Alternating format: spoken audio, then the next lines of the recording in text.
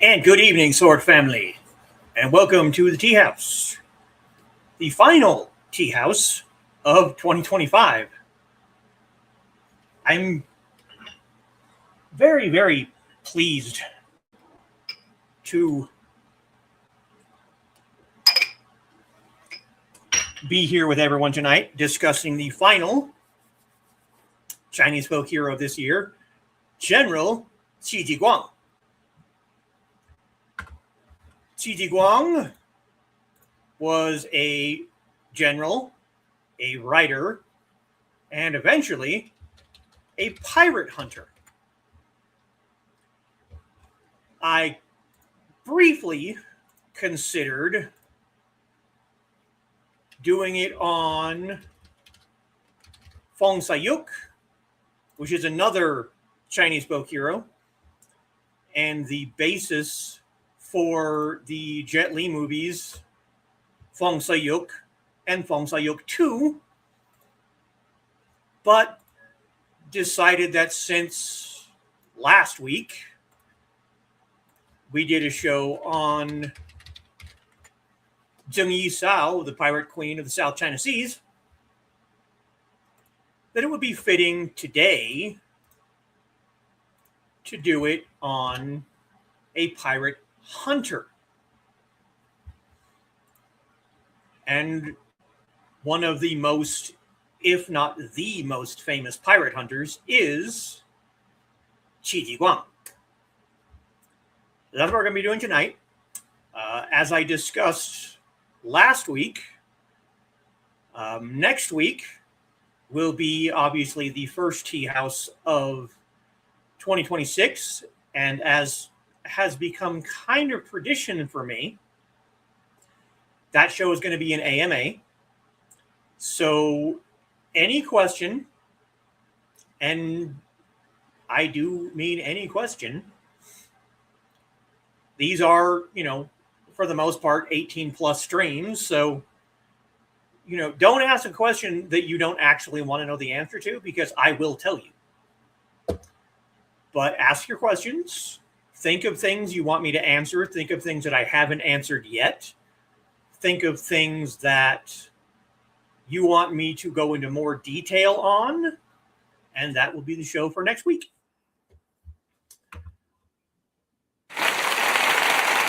And per Aunt Donna's request, there's our thunderous applause. Now, I don't know what was going on, but about half hour, 45 minutes ago, our internet was doing the weird, slow, choppy thing again. It seems to have fixed itself, but just so you know, if that happens, then I'm fine. There's,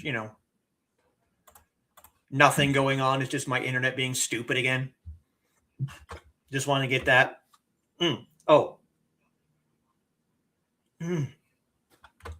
And in case that happens again,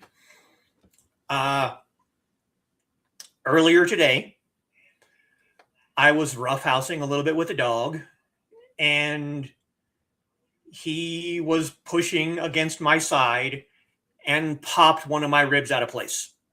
So laughing or hiccuping or burping, breathing is a little bit painful, but I'm fine. Just, give me a little bit of, grace on that one, because it is quite painful. But I'll be fine. Hopefully. All right. So let's go ahead and get through these comments. Hopefully Dan is here, because he mentioned in last night's green room that he was really looking forward to this show. And if so, hi, Dan. I hope you enjoy this. And if not, catch it on the rerun. It'll be all good. All right. First to the door at 4:45 is Foxy. Welcome to the Tea House. Please join us as we discuss a general and famed pirate hunter, indeed. Please remember to like, share, and subscribe. Yes. Thank you. Yeah. Also, we're having issues with slow internet this evening. Hopefully it clears up by showtime. It appears to be fine so far, but I'm not going to say anything. And there's Kitty. Hey, all. Hello, kitten. And greetings for Kitty. And there's Donna joining us. Greeting Foxy and Kitty. And Foxy greeting Donna. And Foxy tossing out snacks to draw the rest of the people in. Well, we got Rice Krispie treats over there. They're on the other side of the counter, but they're over there. Not sure if Whitman. Not sure if Whitman's going to make it. Just checked on him, and he's still asleep, but he's breathing, so it's all right. Okay. Well, you know. Uh-oh. Nap Ninja's got him, apparently. Yep, and I always look in on him and see if he's breathing when it's been a long time. He's yeah, we know. And Trey is joining us. Hey, all. Hello, Trey. Greetings for Trey. And I get it, Donna. I check on Thesis too sometimes. Yeah. More greetings for Trey. Here we go. And Ruby joining us. Evening, everyone. Hello, Ruby. And more greetings for Ruby. More greetings for Ruby. Looks like it's going to be Thesis' harem tonight. It does appear that way. I'm not complaining. And more greetings for Ruby. Sure, he'll be so disappointed. Oh, yes, it's terrible. And there's our Twitch viewer, Midnight. Hey, Sword people. Hello, Midnight. Greetings for me and grinning at Foxy. And also in amusing pup news, he will not eat a marshmallow. He rolls on it instead, but he loves Rice Krispie treats. Yeah. Corresponding news, fresh Krispie treats are amazing. Yeah, they are. Everyone is online playing new games. Well, I didn't get any new games, so I'm here. Yeah, it was not my finest hour, but yeah. Used to her popping random things, but it's true, I don't. Some of us certainly understand such injuries. Yeah. Sadly true. And Dawn is joining us. Evening. Hello, Dawn. And greetings for Dawn. And more greetings for Dawn. And welcome. Yes, welcome to the harem, Dawn. Hey, Midnight. Beat it. Split. You're ruining the vibe, dude.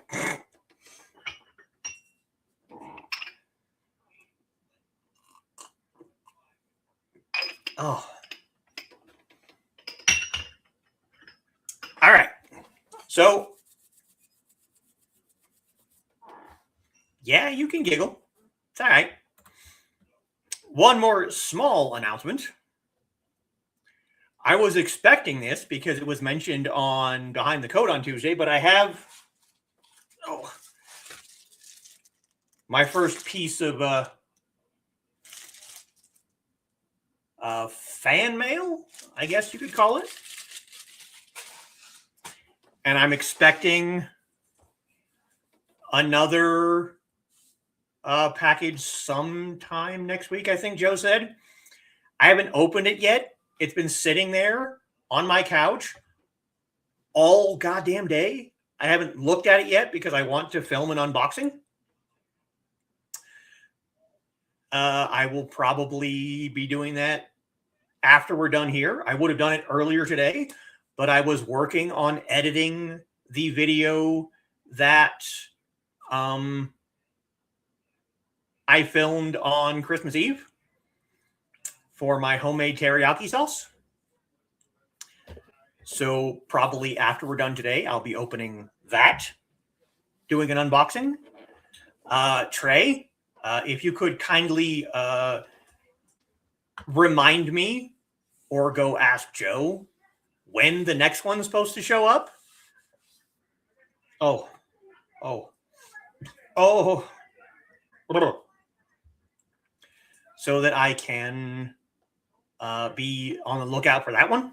Because he said on Tuesday, he said be on the lookout for a package on Saturday, and I don't remember what the next day was. So I want to make sure that I'm either home or, make sure that my neighbors are aware that something is coming. So, thanks for making me cry at Chili's. Emmy took me out to dinner, and I have no idea what you're talking about. I didn't do anything. I have no idea what you're talking about. I didn't do anything. I did nothing. Truly sweet, and I appreciate. You know what? Okay, so just because, all right, we're gonna do this. Give me a second because I have to pull it back up. So give me just 1 second.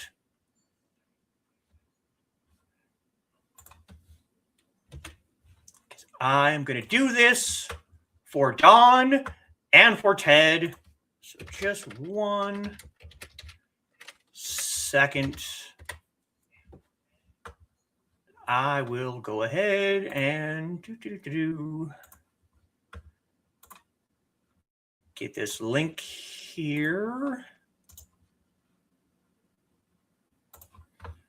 And we'll throw this up in the chat.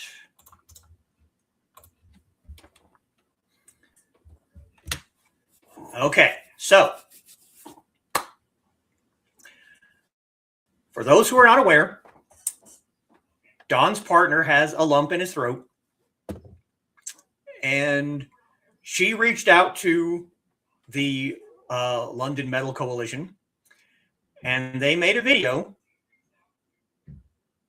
a 10-minute video of all the people in the Metal Coalition sending their well wishes to Ted. And I went and commented that of all of the groups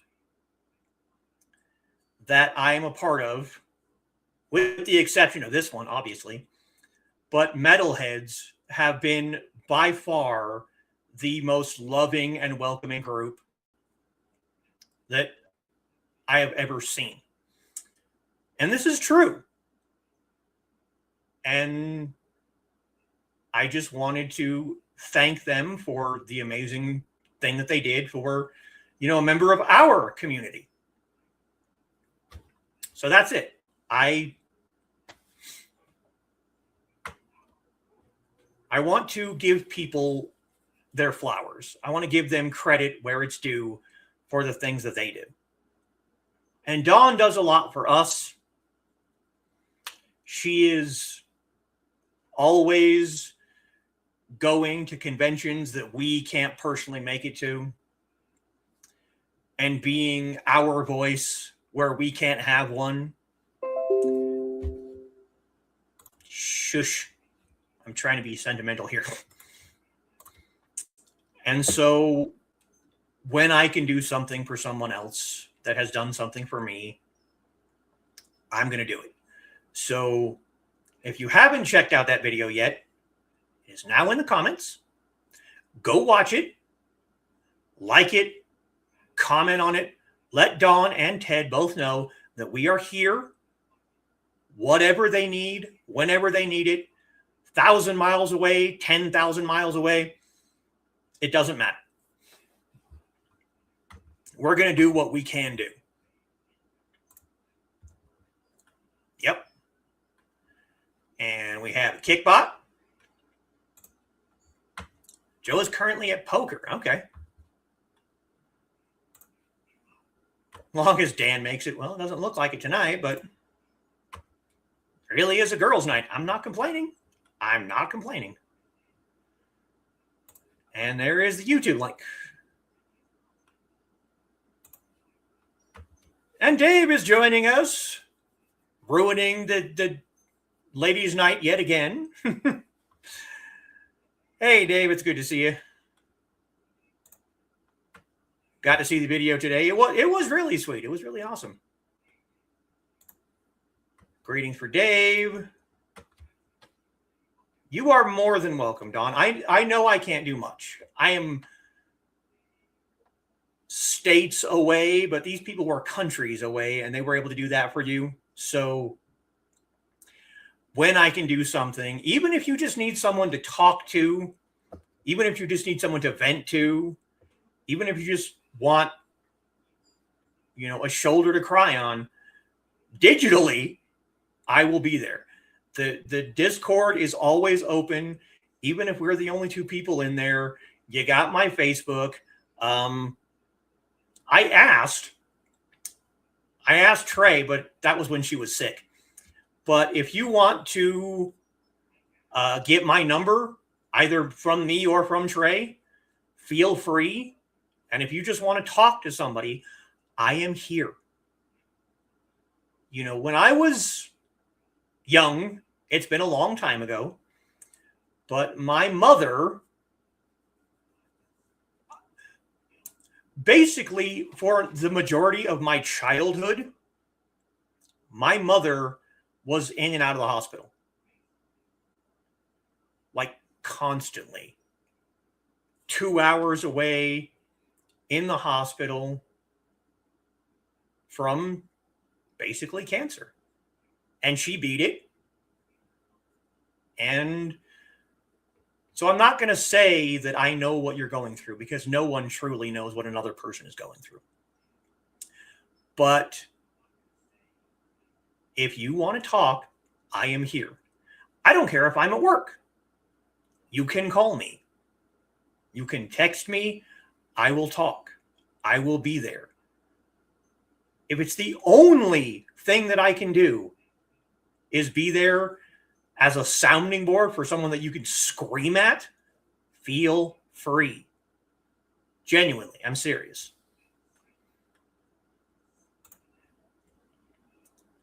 And more greetings for Dave. Oh, put on a dress and a wig. Well, we got some dresses in the other room. So, now that all that crap is out of the way, let's actually, get into the topic of the show.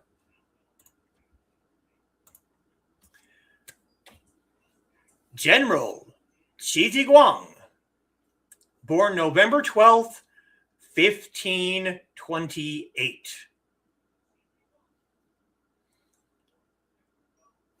His name, Qī Jìguāng, basically means to inherit brightness, or to follow up light. His courtesy name was Yuanjing, and posthumously he was known as Wu Yi. He was a military general and writer of the Ming Dynasty.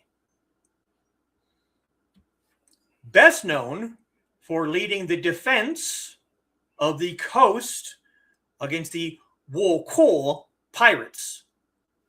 The Wōkòu were Japanese pirates that raided the coastlines of China and Korea from the 13th century to the 17th century. Now, Wōkòu itself translates to Japanese pirates, but the Wōkòu themselves were not entirely Japanese. They were various different ethnicities of East Asian descent. And Jìguāng is well known for reinforcements of the Great Wall. He also is known for writing the military manuals Ji Xiao Xin Shu and Liang Bing Shi Ji. the record of military training, which he based on his experience as a martial educator and a general of the Ming military forces. And he is widely regarded as a hero in Chinese culture. This movie, right here, God of War, starring Vincent Zhao, is about Qī Jìguāng. Sammo Hung is also in this movie, playing General Yu Da-yo. And Yu Da-yo also wrote a military manual. And the manual that Yu Da-yo wrote, the Dianjing, was a part of Yu Da-yo. Eventually, I would like to do another show about Yu Da-yo, because he is also a very, very effective general and writer, and fought alongside Qī Jìguāng. But before he was a general, he was born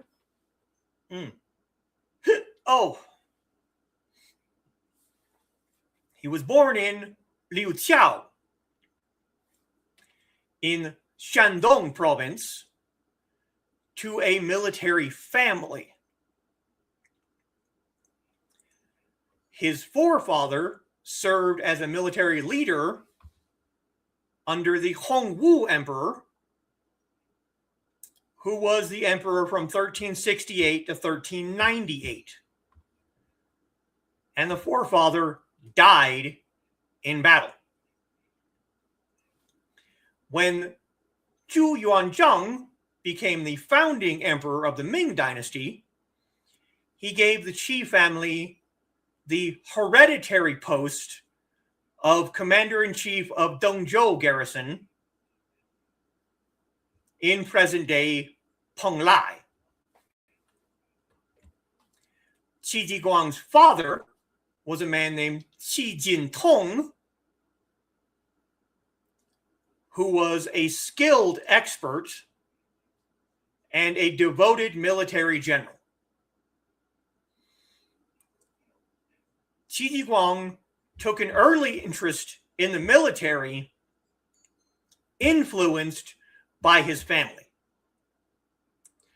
As a child, he enjoyed building ramparts out of clay and rubble to form barracks, and made flags from bamboo and paper to play war games with his friends.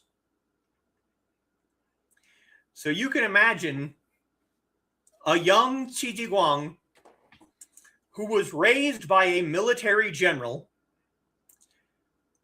playing war games. We all played, well, maybe not all of us, but most of us played, war games as kids. And when you actually have military members in your family that have raised you around being in the military, you're going to have that much more backing for your war games.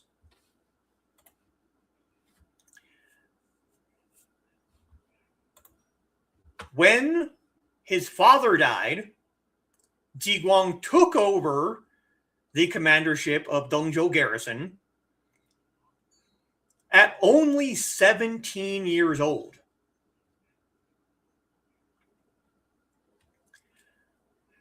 The rest of his siblings were still young, so he married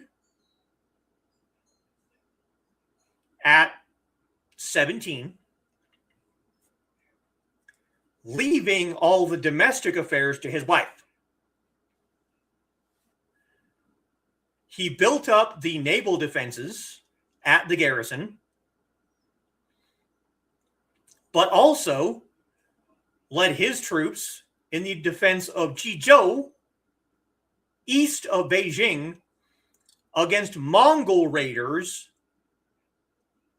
during spring from 1548 to 1552. So, for 4 years, he was fighting against Mongol raiders. Not just, brigands and bandits, but actual Mongols riding on horseback with incredible archers. And Qī Jìguāng was able to fight these people for 4 years. At the age of 22, he headed to Beijing to take part in the imperial exam, which we talked about with Wu Zetian. The imperial exam to give people official government posts.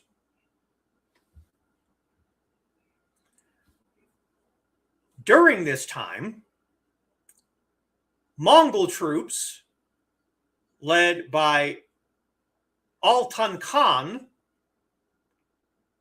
who was a descendant of Kublai Khan, broke through the northern defense and laid siege to Beijing.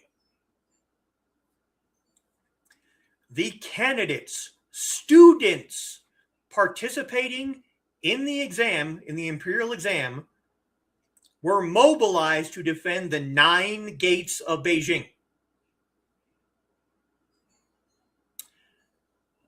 Twice, Qī Jìguāng submitted defense proposals to the emperor himself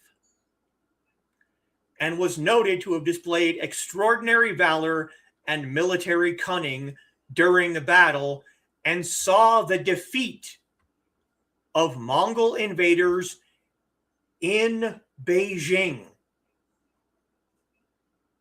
22 years old, students taking part in the imperial examination, Qī Jìguāng helped to defeat Kublai Khan's descendant. Kublai Khan's descendant, Altan, who managed to unite tribal leaders in Mongolia.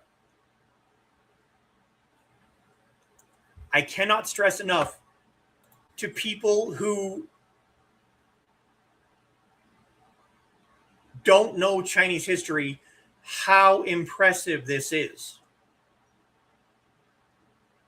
To be able to defeat Kublai Khan in Beijing. Oh, hey, Carl. You're not very sneaky, but greetings for Carl. Good nap. Put on a dress. More giggles from Foxy. Yeah, don't ask questions. Just, shh.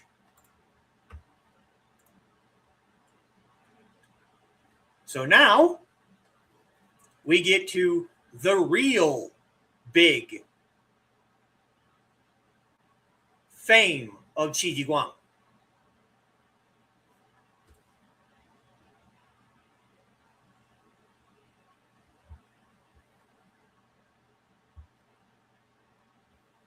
In 1553, so just 3 years after he helped push back Mongol invaders out of the capital of China, Qī Jìguāng was promoted to Assistant Regional Military Commissioner of Shandong's defense against the Wōkòu pirates. Now, these people were called pirates because they attacked the coastal regions. But they were not just pirates. They constructed bases inland in China and attacked the walled cities. They raided for at least 20 years. And as I said, they were not just Japanese. A lot of the time, they worked together with disenfranchised Chinese farmers to help fight against the Chinese military.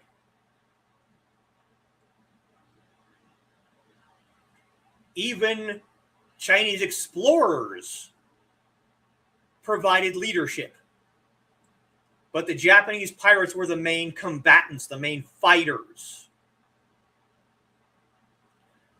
The island nations of Japan served as the main base for the invasion, and the Japanese government provided all the military expertise and the equipment. This movie, I'm going to be referencing this a lot, because this movie is based on Qī Jìguāng and the Wōkòu pirates. You're going to see that it was not just Japanese people fighting against the Chinese. You have mixed Chinese farmers, explorers that were being pushed against by the Japanese government, and the Japanese military. When Qī Jìguāng took over the command of the coastal defense, he only had 10,000 troops. He was expecting 30,000. He had 10. And many of the 10,000 that he had were young men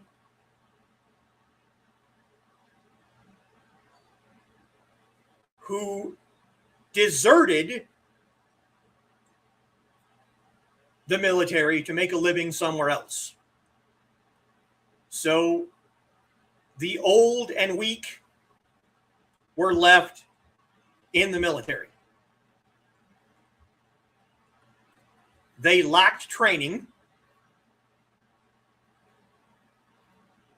and the defenses were broken and dilapidated due to years of negligence. So you have a military force where the young and strong men are deserting because they're not making enough money, because they're not doing a whole lot, leaving behind old and weak people. You have coastal defenses that are falling apart because people aren't keeping up on them. And Qī Jìguāng has to come into this situation and fix it all. In the fall of 1555, he was sent to Qī Jìguāng, where the situation had gotten worse with the pirates. And together with two other generals, Yu Da-yo and Tan Lun, Qī Jìguāng led the Ming forces to a victory at Sun Harbor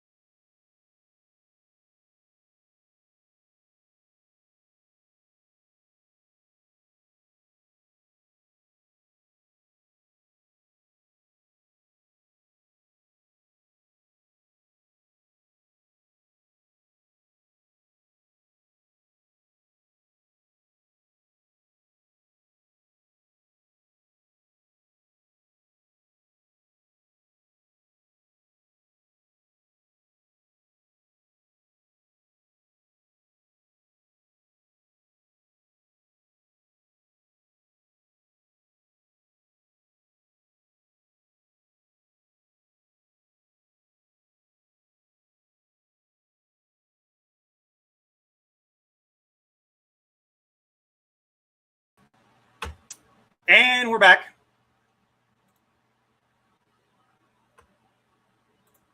All right. I told you.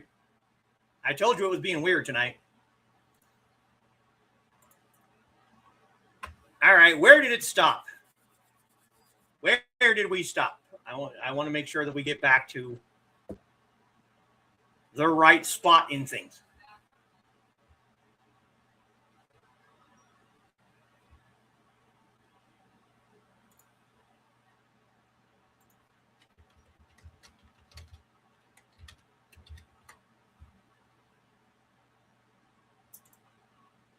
Yes. Bad internet. Okay, so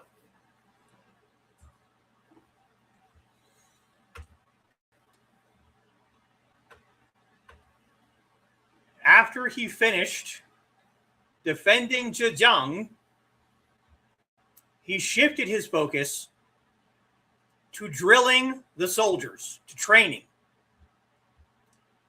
He drafted miners and farmers from a nearby county because he believed these people to be honest and hardworking.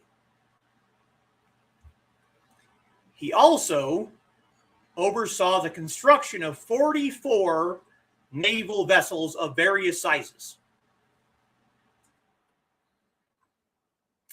The first trial came in 1559.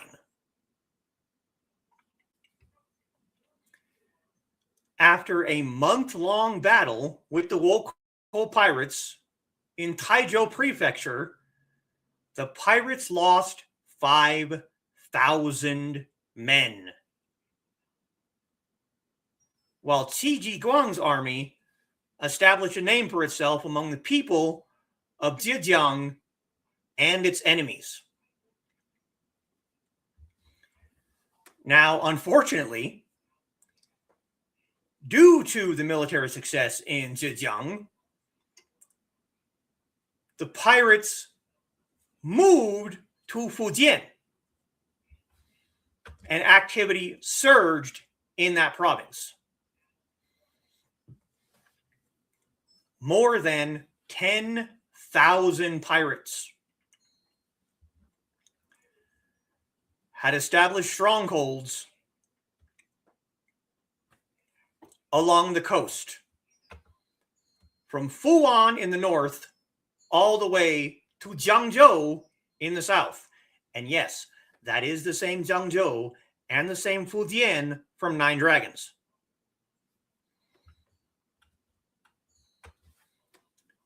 In July of 1562, Jìguāng led 6,000 troops into Fujian. And within just 2 months, they had eradicated 3 major strongholds at Hengyu, Niutian, and Lindun. Unfortunately, his own army also suffered significant losses of nearly 100 men due to fighting and disease. But seeing that the infestation in Fujian was subdued, Jìguāng and his army returned to Zhejiang to regroup. The pirates then took this opportunity to again invade Fujian, this time succeeding in conquering Xinhua. In April of 1563, Jìguāng led 10,000 troops again into Fujian and reclaimed Xinhua.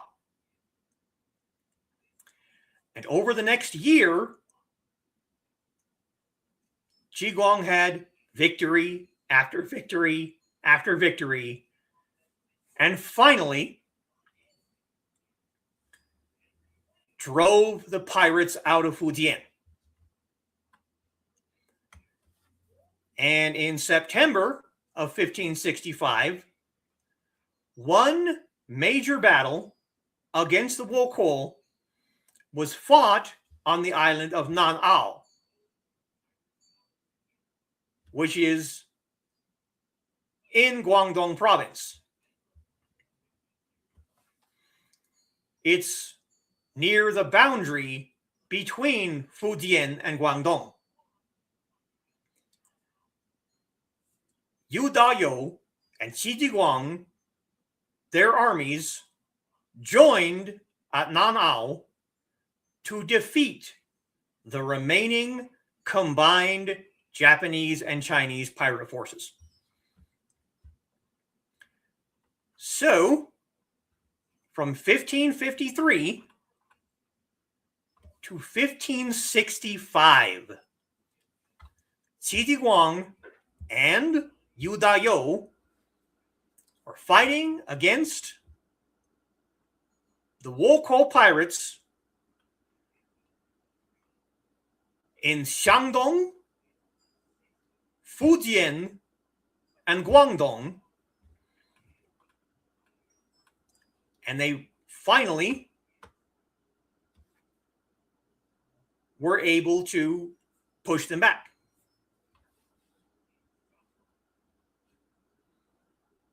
Uh-oh. Not coming through for Foxy. Working for Carl. There it goes. Nah, stupid internet. What would you call land-based pirates? Well, see, that's the thing. They were called the Wōkòu pirates, but quite a few of their battles were fought on land. So they were still called the Wōkòu. Well, you wouldn't call them Wōkòu pirates because Wōkòu literally translates to Japanese pirates. So saying Wōkòu pirates is saying Japanese pirates. But yeah, I guess once a pirate, always a pirate. I don't know.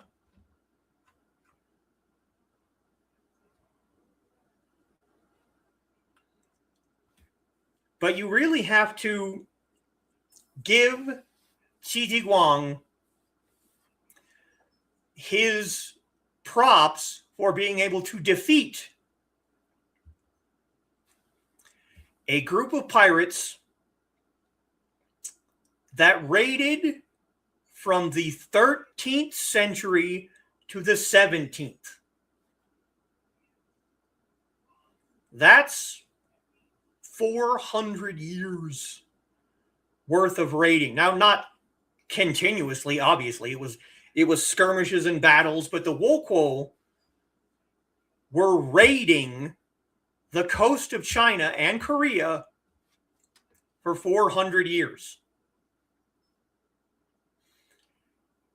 And Qī Jìguāng, for 12 years, fought these people and drove them back. That's pretty impressive for a military general.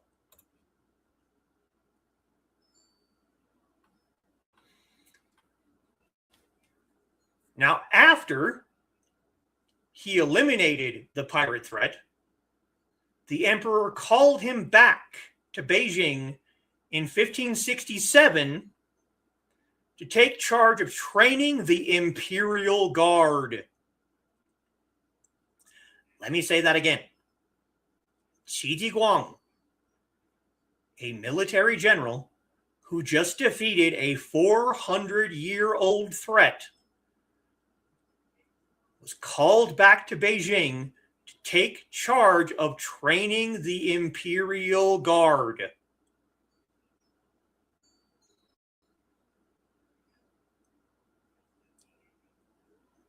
The Yuan dynasty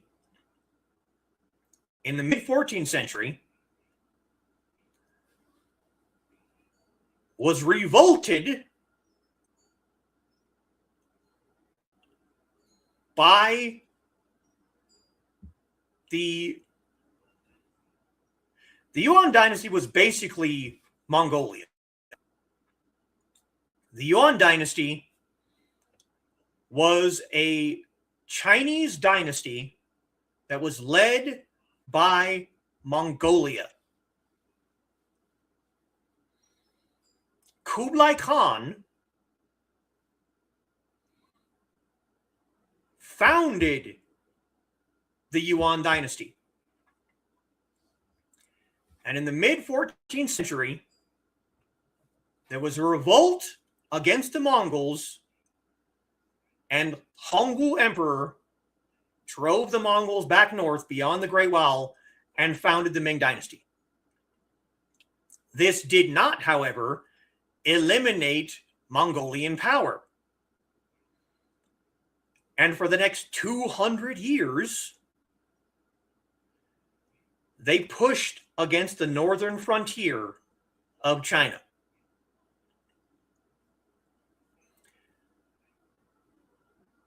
Now remember, when Qī Jìguāng was taking part in the imperial examination, the Mongols broke through those northern defenses into Beijing. And Qī Jìguāng pushed them back again. So the emperor realized the strength and the military prowess of Qī Jìguāng and called him to train the imperial guards.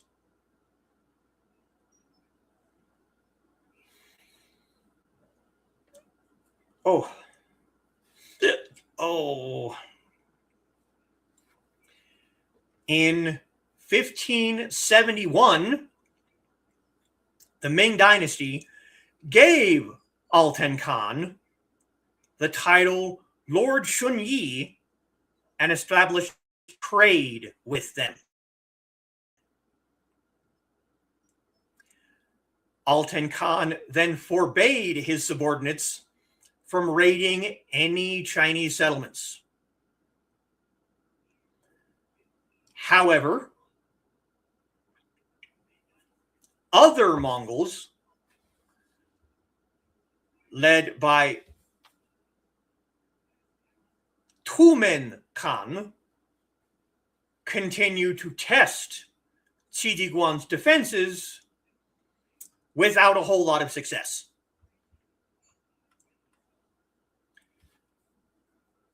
In the next year, he was given command of troops in Jizhou to defend against Mongols, and he oversaw repair work of segments of the Great Wall between Shanhai Pass and Zuyong Pass.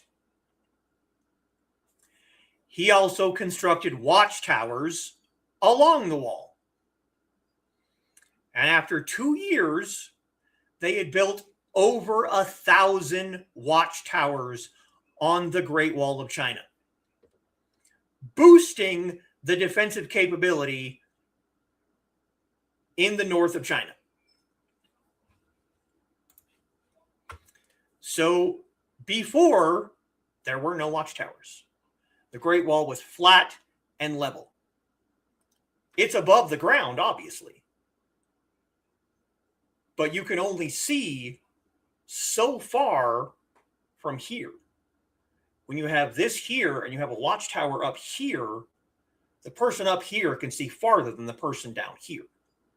So 1,000 watchtowers built along the Great Wall, making it harder for the Mongols to sneak up on people. Watch the beginning. This is going to be silly, but listen for a second. Watch the beginning of the animated Mulan movie and see what happens. You have a soldier on top of the watchtower on the Great Wall, and he sees Mongolian forces heading towards the wall. He fires a signal flare from his watchtower. The person in the next watchtower sees it, fires their signal flare, and it goes down the line until the people, the military in the cities behind the Great Wall, see these signal flares, and they know something is coming. If those signal flares were not fired, if the Great Wall did not have those watchtowers, the people on the wall themselves would not have been able to fire their flares soon enough to alert the military in the major cities. Those watchtowers were the only reason that the Imperial Army was able to build such a defense, because of those watchtowers. It's the only reason. And Qī Jìguāng built 1,000 of those in 2 years.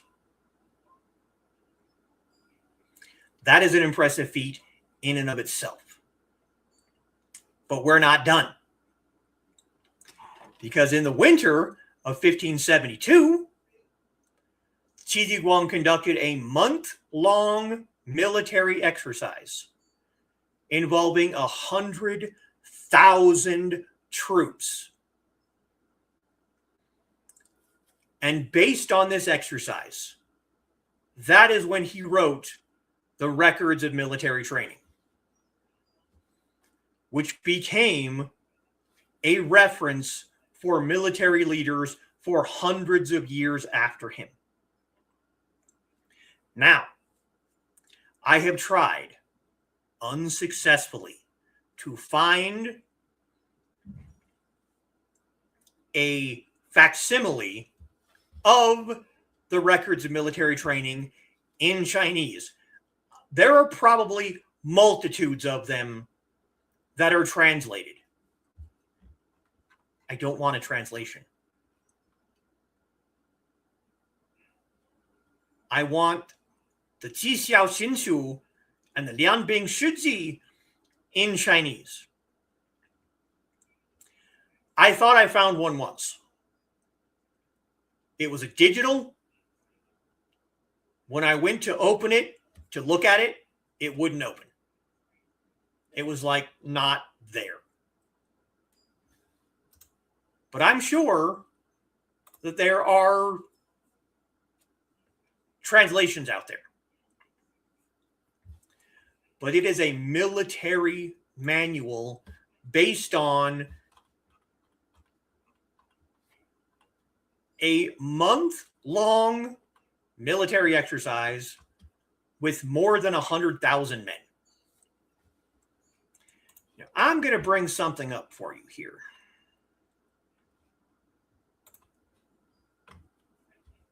If it'll let me. And yes, not just building the towers, but the feat of keeping them manned 24 hours a day. Oh, yes, that would be a definite logistics nightmare, but he did it.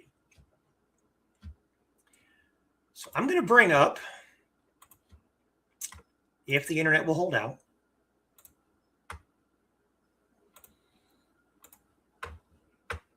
this.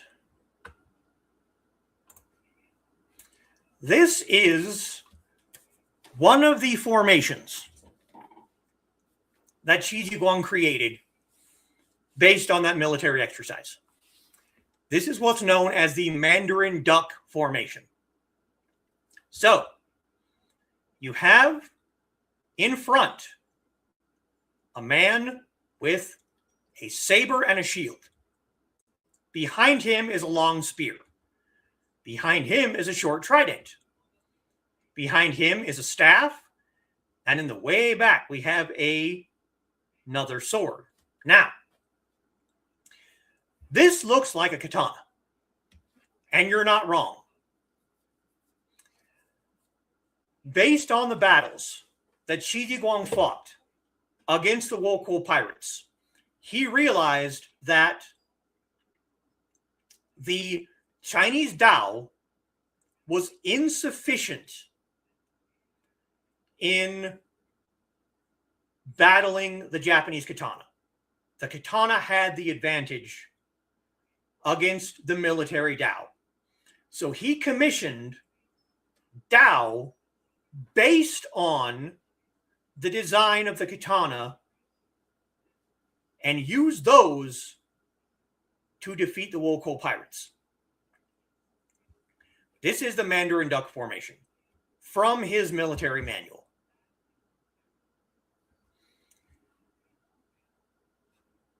You also have musketeer, archer, trident, sword and shield, long spear.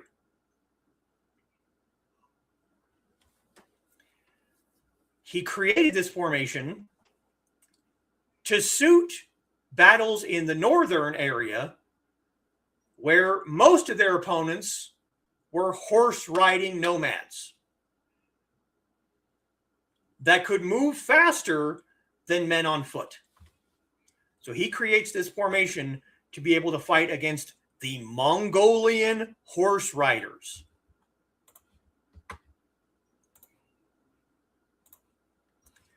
But he also caused an issue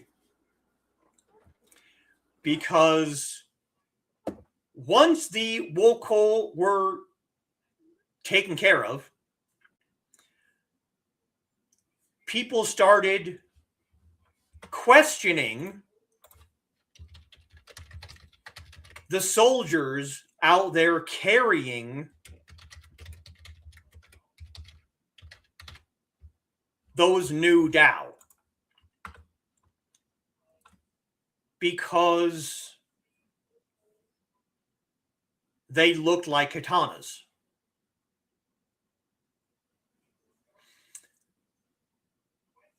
So now you have Chinese fighters carrying Chinese Dao modeled after Japanese katanas. And people are assuming that these people are Japanese spies just because of the swords that they're carrying that Qī Jìguāng himself designed and used. There is another movie that I have back there. I should have grabbed it because I didn't think about it until literally just now. It's called The Sword Identity. And it is about a family of martial artists who build a coalition in southern China of martial arts. And anyone who wants to establish a new form of Kung Fu have to fight through these families' gates. And you have a new person come in who requests a competition, and the families deny him that competition because of the sword he's carrying. They think it's a katana, and so therefore they're like, we're not going to fight you. We don't want you. We want Chinese people in our city. You're carrying a foreigner's weapon, therefore we don't want you. They believe him to be a Wōkòu, and they force him to hide in a boat. But eventually, after a series of fights, the masters of this town start to question their assumptions regarding the origin of the weapon. And eventually, they realize that it is Qī Jìguāng's Dao. But because of his creation of Chinese Dao based on Japanese swords, you're going to get people questioning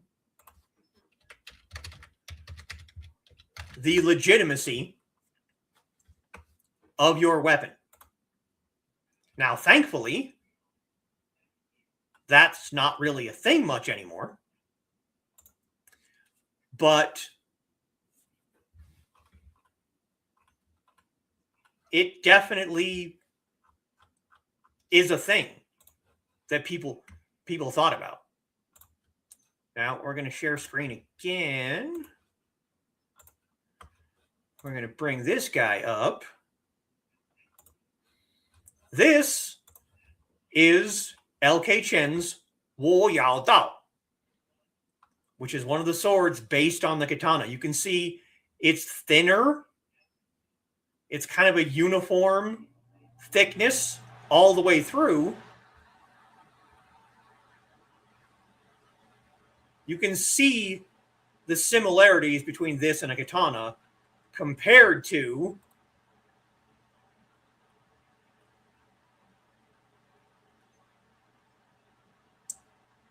let's do this one. That's not a great one either. This is literally called the Qī Jìguāng. That's based on Qī Jìguāng.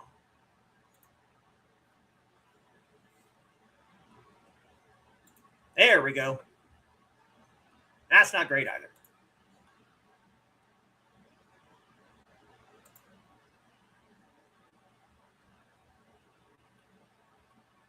That's the one I was looking for. The New Way Dao.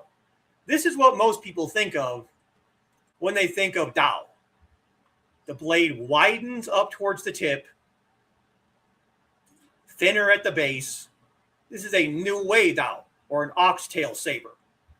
This is what most people think of when they think of Dao. They don't think of this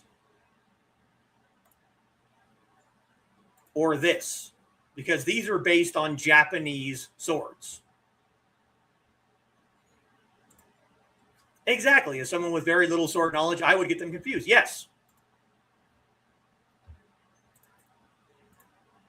So he did kind of create issues for people further on down the line because of creating those swords.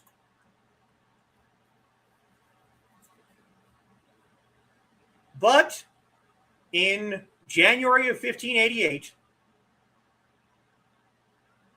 Qī Jìguāng died. He fell out of favor with the emperor because of a political connection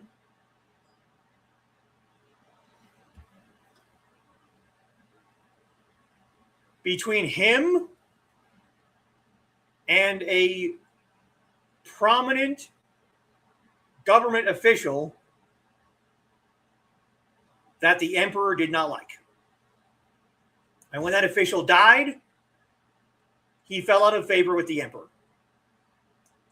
In 1583, he was relieved of all of his duties. Soon after, his wife left him,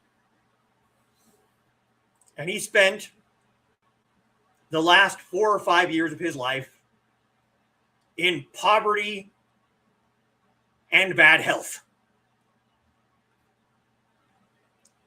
So he had a meteoric rise and a drastic crash. But he still wrote the Jixiao Xinshu and the Lianbing Shiji that were used for hundreds of years after him for military training. He also wrote poems that he compiled into a book.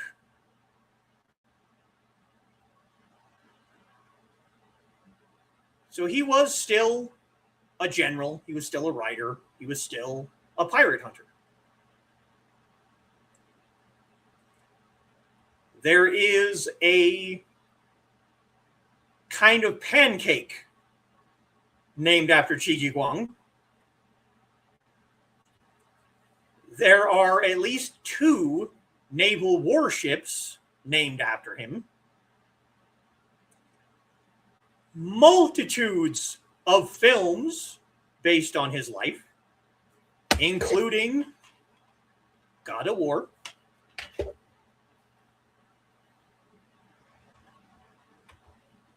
so you can't say that he was not a folk hero, a general, a writer, and a pirate hunter. He was all of those things and more, despite the fact that towards the end of his life, he was penniless and dying for like the last 4 or 5 years of his life. He lived an incredible life, won multiple battles, had many, many victories, and is just all around an amazing person. That is Qī Jìguāng. And that is the last Teahouse of 2025. I want to thank everyone for an amazing year. You guys have been great. I've enjoyed doing this week in and week out. I have been immensely lucky to know all of you, to be able to have had conversations with you outside of this. And I hope that we can continue this into 2026, 2027, 2030, 2035. I'm going to do this as long as I can.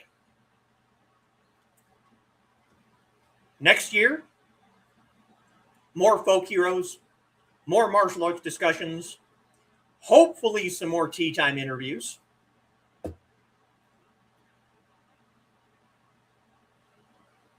Special shout out to my patrons, Carl Witzman, Dan Hollifield, Rich Asplin Jr., Joe and Trelena Bachman.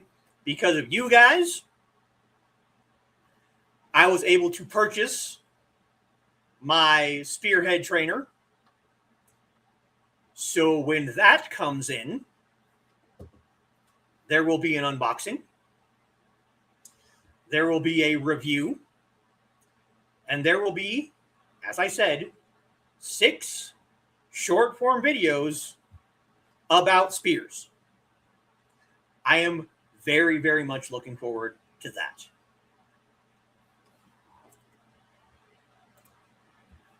Thank you for 2025, Teahouse. Thank you, Carl. Thanks for all the info. You are very welcome, Don. Great ending to a great year. You are absolutely right, and hopefully more where that came from. And it was a very good year for the channel. I will be back on Monday for our next Nine Dragons play stream. Hopefully the internet will behave. I don't want to get kicked out again. We're going back to our beggar, named after the wonderful, amazing, lovely Trelena. Great year. Looking forward to the next. So am I. I have not heard one way or the other if there will be a Creatives of Play on New Year's Eve. If not, I'll be back here next Saturday for my AMA with my wonderful sword family. So, like I said, think of questions you want to ask me. Think of things that you want to know. Think of things that you haven't asked yet. Think of things that I have discussed but have not given enough information on. No topic is off limits. Let me say that again. No topic is off limits. I will answer anything you ask me. If it's R-rated, I might save that question for later on in the stream to make sure that all the children are gone to sleep, or, gone, not here, not listening. I'm looking forward to making videos about the spearhead and the spear in general. The spear is not my preferred weapon, but it is my number 2. So that will be interesting.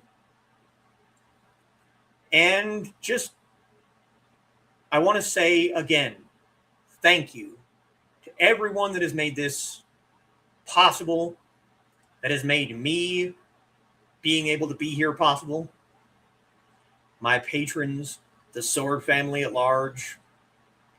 You guys have made me and this channel what it is. And I cannot thank you enough, genuinely. And Dawn, I'm going to say again, if you need to talk to someone, if you need to yell at someone, reach out to me, reach out to Foxy. I know I can't be there physically because it's just not physically possible right now. But I can be there emotionally. And I'm going to do whatever I can to help. If I need to share that video around, I will do so. Although most of the people that interact with me online have probably already seen it because of you, I will spread it far and wide as much as I can. And pinky wiggles to you too. All right, guys. I'm going to go eat because I'm hungry. But I will see you on Monday. If I don't see you on Monday, I might see you on Wednesday. If I don't see you on Wednesday, we'll be back right here next Saturday. Thank you all. I love you all. And 再见。